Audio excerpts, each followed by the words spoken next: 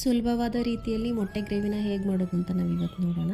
ಮೊದಲನೇದಾಗಿ ಒಂದು ಪಾತ್ರೆಗೆ ಅಡುಗೆ ಎಣ್ಣೆನ ಹಾಕ್ಕೋಬೇಕು. ಅದಕ್ಕೆ 2-3 ಕಟ್ ಮಾಡಿದಂತಹ ಈರುಳ್ಳಿನ ಹಾಕಿ ಚೆನ್ನಾಗಿ ಫ್ರೈ ಮಾಡ್ಕೊಳ್ಳಿ.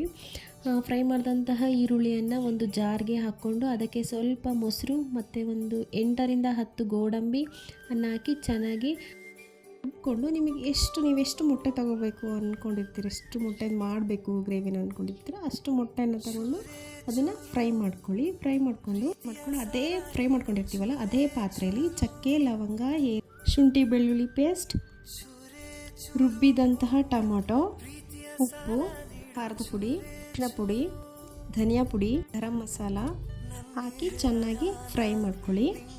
ಅದರದೆಲ್ಲ ಹಸಿ ವಾಸನೆ ಹೋಗುವವರೆಗೂ ಚೆನ್ನಾಗಿ ಫ್ರೈ ಮಾಡಬೇಕು.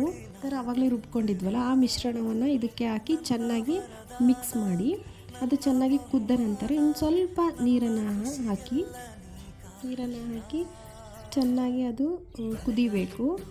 ನಂತರ ಅದಕ್ಕೆ 2 ಸ್ಪೂನ್ ಮೊಸರು, ಕಸ್ತೂರಿ ಮೇಥಿ ಮತ್ತು ಮೊಟ್ಟೆನ ಹಾಕಿಬಿಟ್ಟು ಚೆನ್ನಾಗಿ ಮಿಕ್ಸ್